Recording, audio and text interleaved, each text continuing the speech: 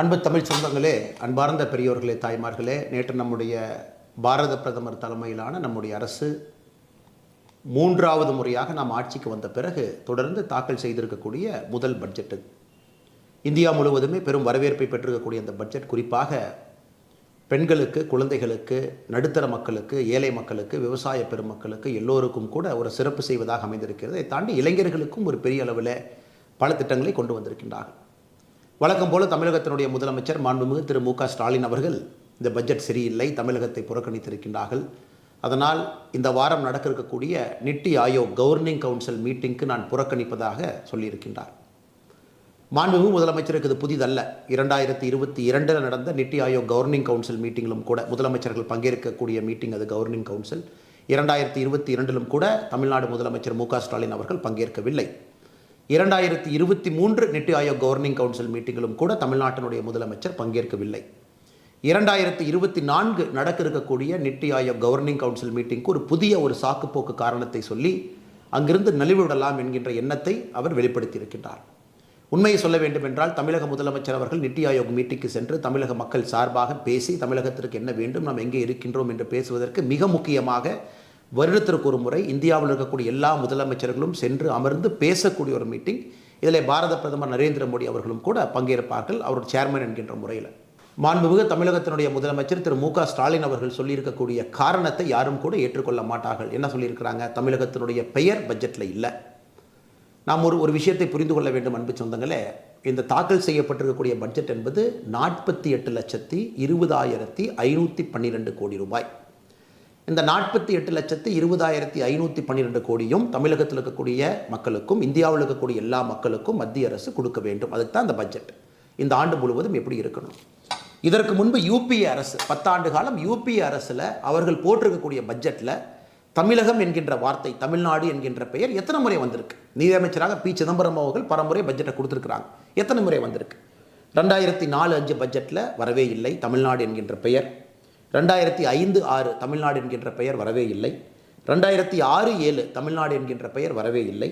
2007-08 54 கோடி ரூபாய் என்கின்ற மொத்த அடிப்படையில் 2 முறை தமிழகத்தினுடைய பெயர் இருந்துச்சு. 2008-09 ஒரு முறை தமிழகத்தினுடைய பெயர் 300 கோடி ரூபாய்க்கு இருந்துச்சு. 2009-10 தமிழகத்தினுடைய பெயர் இல்லை. 2010-11 ஒரு முறை தமிழ்நாடு என்கின்ற வார்த்தை இருந்துச்சு, 200 கோடி. 2011-12 இல்லை. 2012-13 இல்லை. ஸோ மொத்தமாக 13-14 ஒரு முறை 7,500 கோடி. மொத்தமாக 10 ஆண்டுகளில் தமிழகம் என்கின்ற பெயரை பயன்படுத்தி சிறப்பு நிதி அந்த திட்டத்திற்காக ஒதுக்கி இருப்பது 8,054 கோடி ரூபாய். யூபிஏவுடைய 10 ஆண்டு 2004 14. நாம் ஆட்சிக்கு வந்த பிறகு நம்முடைய வேறு பட்ஜெட்டில் தமிழகம் என்கின்ற வார்த்தையை 2014-15 பட்ஜெட்டில் 2 முறை பயன்படுத்தி இருக்கின்றோம், 129 கோடி. 2015-16 ஒரு முறை பயன்படுத்தி இருக்கின்றோம், 2,021 கோடி. 2021-22 ஒரே நேரத்தில் தமிழகம் என்கின்ற பெயரை பயன்படுத்தி 1,03,000 கோடி ரூபாய். குறிப்பாக தமிழகத்தினுடைய சாலை விரிவாக்கத்திற்காக 1,03,000 கோடி. ஸோ இதுவரை நாம் தமிழகம் என்கின்ற வார்த்தையை பயன்படுத்தி 1,05,150 கோடி ரூபாய். ஸோ உண்மையை சொல்ல போனால் இந்த 48,20,152 கோடி ரூபாய் எல்லா மாநிலத்துக்கும் வரும். ஒரு பட்ஜெட்டில் எல்லா மாநிலத்தினுடைய பெயரையும் அவர்கள் சொல்வது கிடையாது. எல்லா மாநிலத்துக்கும் அது வரும். ஏதாவது ஒரு பெயர் மாநிலத்தினுடைய பெயரை ஒரு தமிழ்நாடு என்கின்ற பெயரை சொல்லியிருக்கக்கூடிய காலகட்டம் 2021-22 1,03,000 கோடியில் வேறு மாநிலத்தினுடைய பெயர் இருக்காது. ஆனால் இதையெல்லாம் ஒரு சாக்குப்போக்கு காரணமாக எடுத்துக்கொண்டு நான் நித்தி ஆயோக் கவர்னிங் கவுன்சில் மீட்டிற்கு செல்ல மாட்டேன் என்று முதலமைச்சர் சொல்வதை யாரும் கூட ஏற்றுக்கொள்ள மாட்டார். ஸோ இப்படி பேசக்கூடிய முதலமைச்சர் அவர்கள் யூபிஏ கூட்டணியில் இருந்த பொழுது தமிழகம் என்கின்ற பெயரை பயன்படுத்தி யூனியன் பட்ஜெட்டில் அதற்காக ஒதுக்கி இருப்பது 8,054 கோடி. ஆனால் இன்றைக்கி நம்முடைய ஆட்சியில் தமிழகம் என்கின்ற பெயரை பயன்படுத்தி 1,05,150 கோடி. இது இல்லாமல் 10,76,000 கோடி ரூபாய் கடந்த 10 ஆண்டுகள் இந்த பட்ஜெட் இல்லாமல் கடந்த 10 ஆண்டுகளில் தமிழகத்திற்கு வந்திருக்கக்கூடிய நிதி என்பது நமக்கு தெரியும், எல்லோருக்கும் தெரியும். அதனால் முதலமைச்சருடைய இந்த முதல் பொய்யை உங்களுக்கு தோலுரித்து காட்ட வேண்டும் என்று நாங்கள் விரும்புகின்றோம். தமிழகத்தை எப்பொழுதும் பாரத பிரதமர் நரேந்திர மோடி அவர்கள் புறக்கணிக்கவில்லை, புறக்கணிக்க போவதும் இல்லை. உதாரணத்துக்கு இந்த பட்ஜெட்டில் குஜராத் பேர் இல்லை, இந்த பட்ஜெட்டில் கர்நாடகாவினுடைய பேர் இல்லை, இந்த பட்ஜெட்டில் மகாராஷ்டிராவினுடைய பேர் இல்லை, இந்த பட்ஜெட்டில் பாரதிய ஜனதா கட்சி ஆளுகின்ற மாநிலத்தினுடைய பெயர் இல்லை. எதுக்கு என்ன காரணம்? அந்த மாநிலத்திற்கு செல்ல வேண்டிய நிதி இந்த 48,20,512 கோடி ரூபாயில் போயிடும். அதனால் 2 மாநிலத்தினுடைய பேரை மட்டும் சொல்லிட்டாங்க, எங்கள் மாநிலத்தினுடைய பேரை சொல்லலை, அதனால் எங்களுக்கு நிதி இல்லை என்று சொல்வதை எப்படி சொல்கிறதுங்க? கல்யாணத்துக்கு போயிட்டு சீப்படித்து ஒழிச்சு வச்சுட்டா கல்யாணம் நடக்காது என்று சொல்வதை போல தமிழகம் என்கின்ற பெயரை பட்ஜெட்டில் சொல்ல, அதனால் தமிழகத்திற்கு நிதி வராது என்கின்ற பொய்யை முதலமைச்சர் அவர்கள் சொல்லிக் கொண்டிருக்கின்றார். இதை தாண்டி தமிழகத்திற்கும் இந்தியாவிற்கும் இந்த பட்ஜெட்டை பொறுத்தவரை பல முக்கியமான சிறப்பம்சம் வாய்ந்த திட்டங்களை பிரதமர் அவர்கள் கொடுத்துருக்கிறாங்க. அதற்கு முன்பு நாம் ஒரு விஷயத்தை புரிஞ்சுக்கணுங்க. மத்திய அரசு மாநிலங்களுக்கு கொடுக்கக்கூடிய வரி பங்கீடு 2019-20 அந்த ஆண்டில் பார்த்தீங்கன்னா 11,45,000 கோடி ரூபாய், 11.45 lakh crore இருந்துச்சு. அவ்வளோ பணத்தை எல்லா மாநிலத்துக்கும் பிரித்து கொடுப்பாங்க. இந்த முறை 5 ஆண்டுகள் கழித்து, நம்முடைய ஆட்சியிலே 5 ஆண்டுகள் கழித்து இந்த பட்ஜெட்டில் மாநிலங்களுக்கான வரி பகிர்வு பார்த்தீங்கன்னா 23,49,000 கோடி.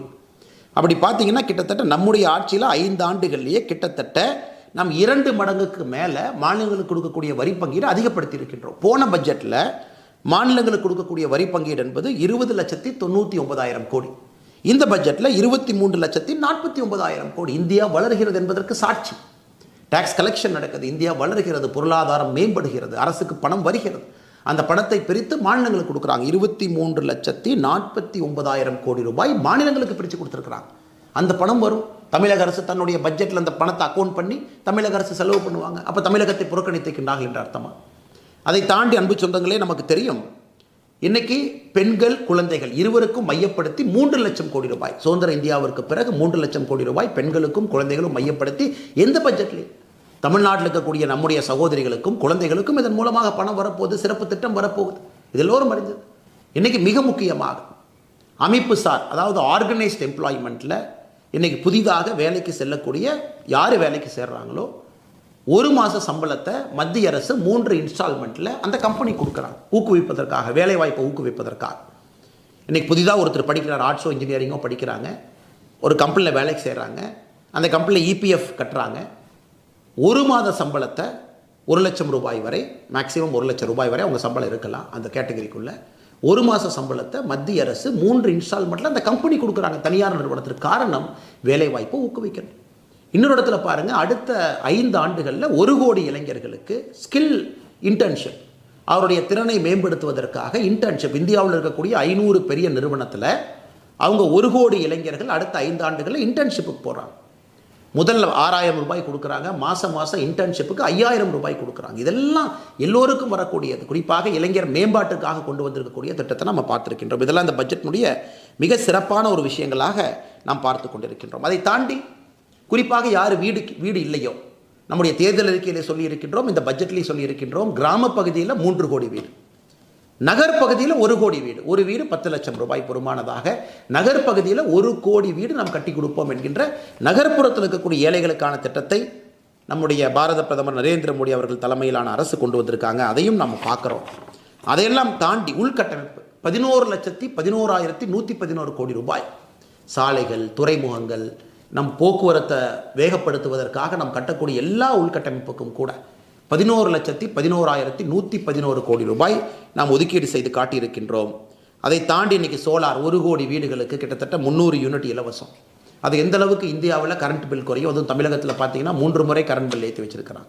இதையெல்லாம் பிரதமர் அவர்கள் கொண்டு வந்துட்டு இருக்காங்க. தமிழகத்தில் சோலாரை உருவாக்குவதற்கு ஏதாச்சும் அவங்க பண்ணியிருக்கிறாங்களா?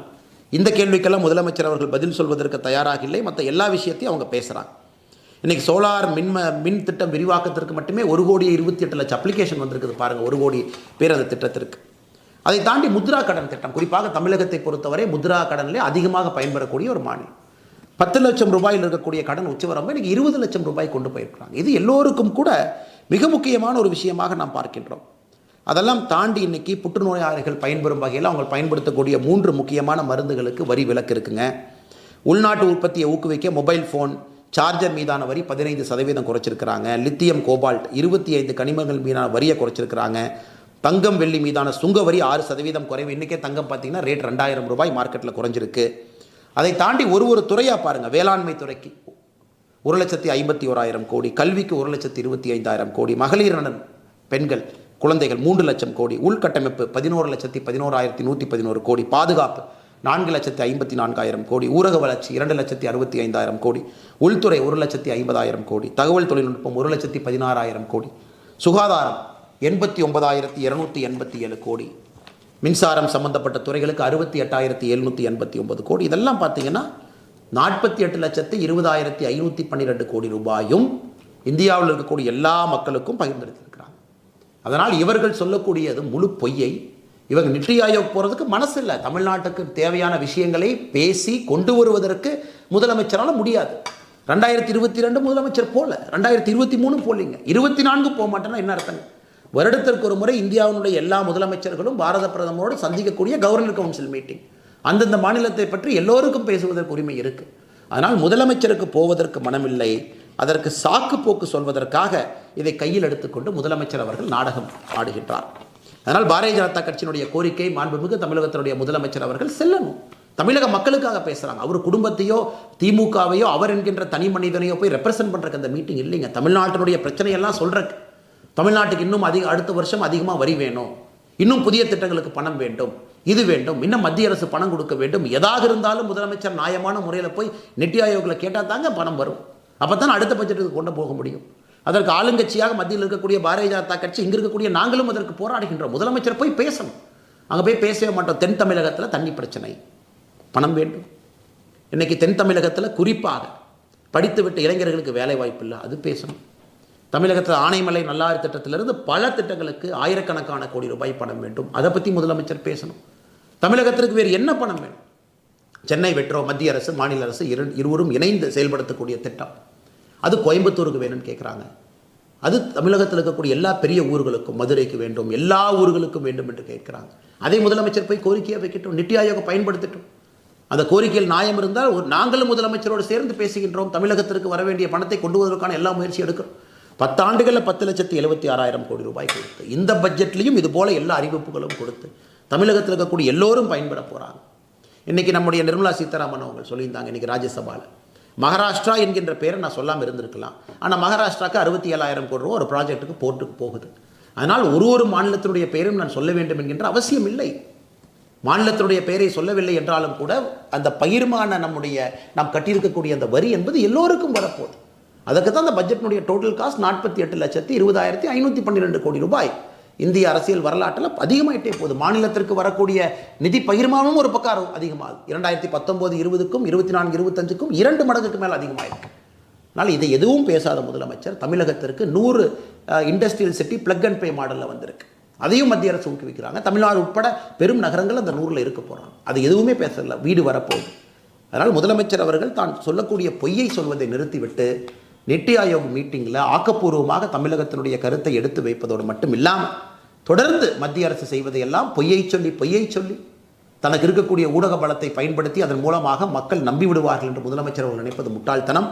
அதனால்தான் இந்த காணொலி தேவைப்படுகிறது. நேரம் கொடுத்து பார்த்தவங்கள் அனைவருக்கும் என்னுடைய நெஞ்சார்ந்த நன்றிகளை தெரிவித்துக் கொள்கின்றேன். நன்றி, வணக்கம்.